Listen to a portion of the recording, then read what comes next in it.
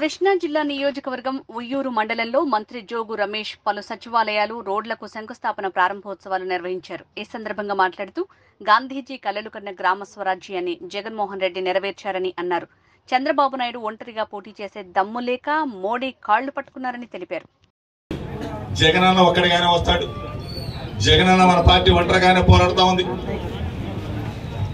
మనం ఒక్కళ్ళగానే ప్రజలకు సేవ చేస్తాం. కానీ జగనన్నను ఓడించాలంటే చంద్రబాబు నాయుడు పవన్ కళ్యాణ్ కలుపుకోవాలా. పవన్ కళ్యాణ్ చంద్రబాబు నాయుడు మళ్ళీ ఇద్దరు కలిసి నిన్న ఢిల్లీలో మళ్ళీ అక్కడ బీజేపీ వాళ్ళ కాళ్ళు పట్టుకోవాలా. వాళ్ళు ముగ్గురు కూడా వచ్చి, ముగ్గురు కాదు 30 మంది వచ్చినా సరే వైఎస్ఆర్ కాంగ్రెస్ పార్టీ చేతిలో ఓడిపోవడం ఖాయం. గానే వస్తాడు, ఒక ధీరుడిగానే ఉంటాడు, ఒక దీశాలిగానే ఉంటాడు.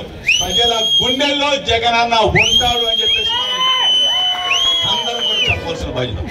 ఈరోజు ఏం చేసామని వస్తారు, ఏం చేసామని చంద్రబాబు నాయుడు, పవన్ కళ్యాణ్, బీజేపీ ముగ్గురు కూడా కలిసికట్టుగా వస్తారు. 2014లో మీరేం చేశారు? మీ ముగ్గురు ఏం చెప్పారు?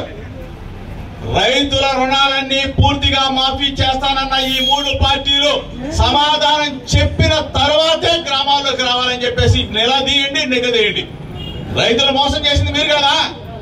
ఈ చంద్రబాబు నాయుడు, ఈ పవన్ కళ్యాణ్, ఈ బీజేపీ 3 పార్టీలు 2014లో ఈ దుర్మార్గులు మేనిఫెస్టోలో ఏం పెట్టారు బాబు? మీరు రైతుల రుణాలన్నీ పూర్తిగా మాఫీ చేస్తామని చెప్పేసి రైతులను మోసం చేసిన ఈ పచ్చి దుర్మార్గులు, డ్వాక్రా అక్క చెల్లెమ్మల రుణాలన్నీ పూర్తిగా మాఫీ చేస్తామని చెప్పేసి డ్వాక్రా అక్క చెల్లెమ్మల మోసం చేసిన ఈ పచ్చి దుర్మార్గులు, ఇంటికి ఒక ఉద్యోగం ఇస్తామని చెప్పిన ఈ చంద్రబాబు నాయుడు, ఉద్యోగం ఇవ్వకపోతే నిరుద్యోగ బుద్ధి ఇస్తానన్న ఈ చంద్రబాబు నాయుడు, ఈ పనికి మాలిన ముగ్గురిని కూడా ముచ్చమటలు పట్టించాలా, ఈయన ముగ్గురిని కూడా ఉరికించాలని చెప్పేసి ప్రజలందరూ కూడా నేను కోరుతా ఉన్నా. కలవపాముల మొత్తం కూడా ఒకటవ్వాలా. కలవపాముల ఫ్యాన్ గుర్తు గేరా గేరా గేరా గేరా మనం అందరం కూడా తీసుకోవాలా. ఈ రోజు ఇక్కడికి వచ్చిన ప్రతి ఒక్కరికి చెప్తా ఉన్నా, మామనే వెన్నుపోటు వచ్చాడు.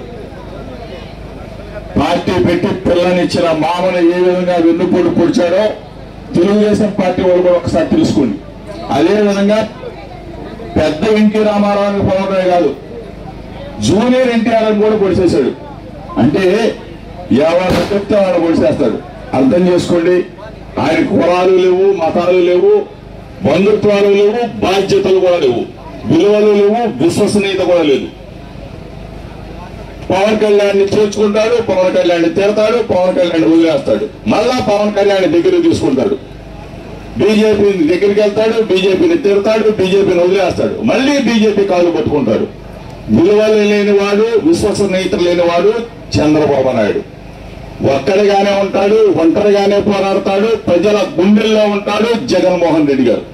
ఇది ఒక్కసారి చంద్రబాబు నాయుడికి జగన్మోహన్ రెడ్డి గారికి ఉన్న తేడాన్ని గమనించమని చెప్పేసి ముదునూరులో ఉన్న ప్రతి ఒక్క అక్కనే చెల్లిని రైతన్నలను కూడా కోరుతా ఉన్నా.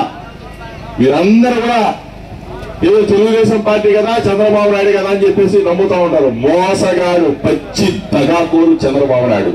ఎన్టీ రామారావు గారిని మోసం చేసినవాడు, జూనియర్ ఎన్టీఆర్ గారిని మోసం చేస్తున్నవాడు.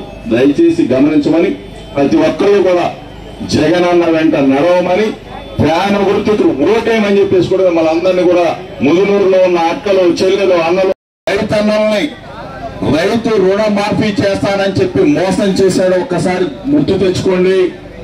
డ్వాక్రా అక్క చెల్లెమ్మలకి డ్వాక్రా రుణాలు పూర్తిగా మాఫీ చేస్తానని చెప్పి మోసం చేసిన చంద్రబాబు నాయుడు చూడండి. డ్వాక్రా అక్క చెల్లెమ్మలందరినీ కూడా మోసం చేశాడు. ఇంటికి ఒక ఉద్యోగం ఇస్తానన్నాడు, ఉద్యోగం లేకపోతే నిరుద్యోగం ఇస్తానన్నాడు. మోసగాడు చంద్రబాబు నాయుడు, మనసున్నవాడు జగన్మోహన్ రెడ్డి. అర్థం చేసుకోమని చెప్పేసి ప్రతి గడపకి మేలు చేసే జగనన్నను దీవించండి, ఆశీర్వదించండి. ఈరోజు పెనమలూరు గడ్డ మీద మరణ వైఎస్ఆర్ కాంగ్రెస్ పార్టీని జెండాని ఎగురవేయబోతా ఉన్నాం. జగన్మోహన్ రెడ్డి గారు ముఖ్యమంత్రి కాబోతా ఉన్నాడని చెప్పేసి అందరూ కూడా తెలుసుకోండి.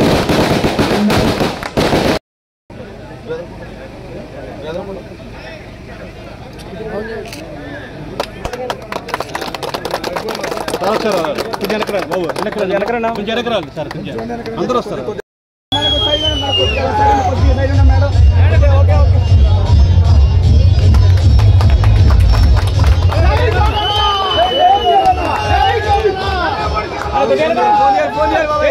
మరి